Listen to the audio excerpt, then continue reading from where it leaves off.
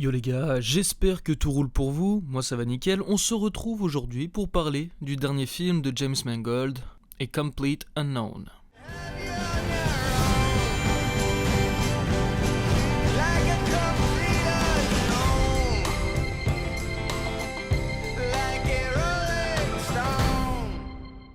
New York, 1961. Alors que la scène musicale est en pleine effervescence et que la société est en proie à des bouleversements culturels, un énigmatique jeune homme de 19 ans débarquera du Minnesota avec sa guitare et son talent hors norme qui changeront à jamais le cours de la musique américaine. Durant son ascension fulgurante, il noue des intimes relations avec des musiciens légendaires de Greenwich Village. Avec en point d'orgue une performance révolutionnaire et controversée qui créera une onde de choc dans le monde entier. Donc, A Complete Unknown, dernier film de James Mangold que vous connaissez sûrement pour The Wolverine, sorti en 2013, l'excellent Logan en 2017, Ford vs Ferrari ou Le Mans 66, dépendamment de où vous habitez. Il nous a aussi pondu l'an dernier Indiana Jones 5, que j'aime pas vraiment, je vais pas vous le cacher. Hormis les 20 premières minutes du film, pour moi, j'ai aucunement ressenti que je regardais Indiana Jones. Mais bref, on n'est pas là pour ça. James revient donc cette année avec un biopic sur une partie de la vie de Bob Dylan. Et c'est en sorte un retour aux sources, car ce n'est pas le premier biopic qu'il réalise, non. J'avais oublié de vous le dire, mais il a aussi fait en 2005 le biopic sur la vie de Johnny Cash, avec Joaquin Phoenix dans le rôle principal, qui était relativement sympa. Après, bon, ça fait un bail que je l'ai vu, donc ne vous fiez pas sur mon avis, mais juste avec ces deux films, on peut imaginer assez facilement le style de musique que James Mangold a dans sa playlist. Et je vais pas vous le cacher, c'est pas un film que j'attendais énormément. J'étais certes très intrigué par le choix de casting, Chalamet en Bob Dylan, j'étais pas sûr, donc je me demandais ce que ça valait, mais à part ça, bon, je m'attendais à rien de spécial, car j'aime bien Bob Dylan, j'ai quelques chansons de lui dans ma playlist, les plus connues, comme The Times They Are Changing, qui était au générique du début de l'excellent Watchmen de Zack Snyder, ou encore Time Like These, qui tape une incruste dans The Big Lebowski des frères Cohen. Mais à part ça, bon, et les 10 chansons les plus écoutées sur Spotify, j'écoute pas énormément Bob Dylan. Du coup, ça fait que je m'en foutais un peu du film, et c'est mon ressenti sur le projet en général.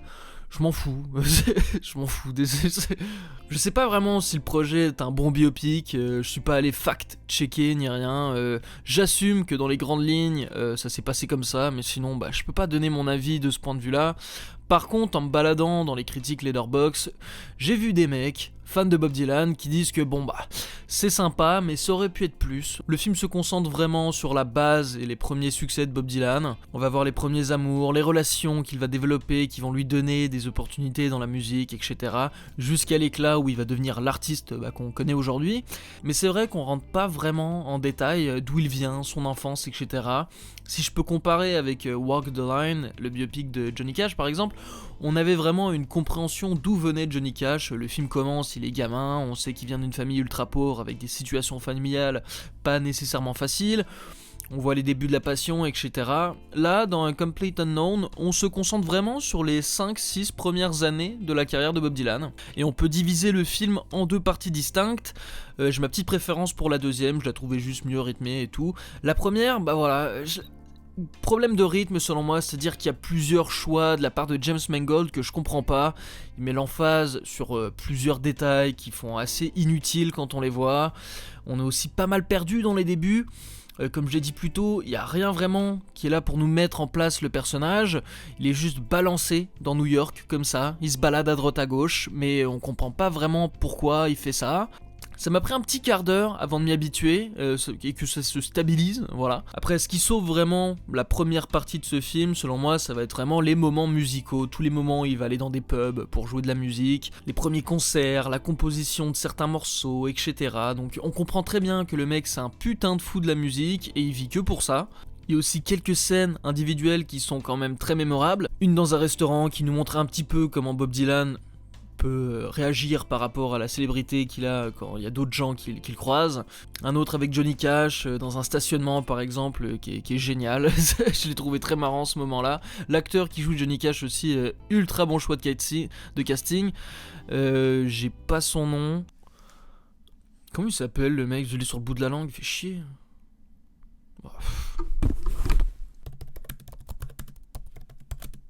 Hein? What the fuck? Attends, mais je pensais même pas que c'était lui. Putain, je viens de péter un plomb là. Je viens de faire la recherche parce que j'ai oublié le nom du mec qui jouait Johnny Cash. C'est Boyd Holbrook. Comment il se ressemble trop pas. Je vous mets une image là. Il se ressemble pas du tout. Incroyable. Bref, on a aussi le film qui va se concentrer sur des thématiques très intéressantes. La créativité, on constate que Bob Dylan était une machine pour produire des chansons, et en plusieurs styles en plus, donc c'est très cool. La liberté artistique aussi, c'est quelque chose dans la deuxième partie du film qui devient très présent. Bob Dylan veut créer des choses, il veut sortir de sa zone de confort, tester des trucs, prendre des risques, etc. L'évolution que peut avoir le milieu de la musique sur quelqu'un, les conséquences sur les relations qu'il entretient avec les gens. Le film s'appuie sur certains points de vue quand même assez intéressants, surtout amoureux aussi. D'ailleurs, l'enfer que ça devait être la meuf de Bob Dylan, l'enfer vu que le mec c'est le plus gros balancouilleur de tous les temps, il s'en fout à un point mais incroyable. Après, d'un point de vue ambiance, décor, costume, tout le patatras, bien évidemment, on est sur une grosse production américaine, donc c'est aux petits oignons de ce côté-là, comme à chaque fois. On a aussi un super casting, comme je l'ai dit au début, j'étais pas trop sûr de Timothée Chalamet en Bob Dylan, et en commençant le film, j'avais un petit doute, je vais pas vous le cacher, ça m'a pris un bon petit moment avant de m'y faire, mais dès qu'il a la coupe de cheveux emblématique de Bob Dylan, c'est parti tout seul. Il était aussi très convaincant dans tout ce qui est musical, on voit qu'il a fait un énorme taf là-dessus, c'est lui qui joue, c'est lui qui chante.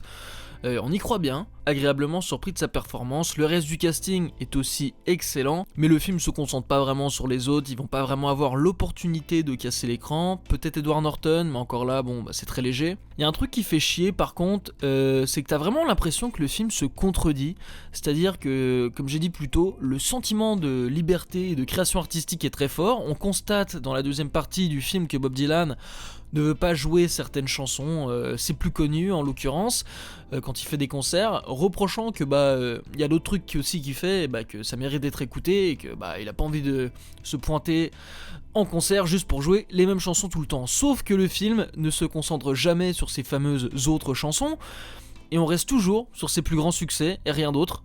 T'as une scène où il fait un caca nerveux parce qu'il veut pas jouer Blowin' in the Wind. Mais la fin du film se termine carrément sur cette chanson-là, au générique, avec Like a Rolling Stones. Donc c'est un petit peu l'hôpital qui se fout de la charité de ce point de vue-là. Il y a aussi le fait que c'est juste un biopic ultra normal, comme on a vu des centaines de fois. Donc c'est pas un problème en tant que tel, mais c'est sûr que le projet se démarque pas du tout du côté des autres biopics. Plus personne ne parle de Bohemian Rhapsody aujourd'hui alors que tout le monde parle encore de Rocketman. Je pense que ça dit tout. Par exemple, il y a un biopic sur Pharrell Williams qui sort, ou qui est sorti, je sais pas. Et ils ont fait tout ça en Lego. Aucune raison, c'est juste original. Et je vous le dis direct, s'il y avait juste un biopic normal comme celui-ci sur Pharrell Williams, je m'en foutrais. Mais là, le simple fait que ce soit un film Lego, je vais me le regarder un jour, ça m'intrigue, plus que le biopic numéro 367 quoi. Bref, A Complete Unknown, juste sympa pour ma part, aucunement transcendé, les musiques sont cool, l'acting aussi, les costumes sont sympas. Mais je me le re-regarderai pas, je pense, car comme je l'ai dit plus tôt, je m'en fous. C'est vraiment, je l'ai maté, voilà, et je l'ai vu, voilà, c'est bon. Allez le voir, faites-vous votre propre avis, on sait jamais, vous pourriez aimer si vous aimez bien Bob Dylan. Sur ce, les gars, suivez-moi sur Letterboxd, ce serait franchement super sympa de votre part. N'hésitez pas non plus à vous abonner à la chaîne, laisser un petit like, ça fait toujours plaisir. Dites-moi ce que vous avez pensé de ce film en commentaire et si t'as kiffé cette vidéo, frérot, bien peut-être que tu vas kiffer une de ces deux-là aussi. Donc va jeter un coup d'œil, tu pourrais être surpris. Sur ce, les gars, moi je vous dis à la prochaine, ciao.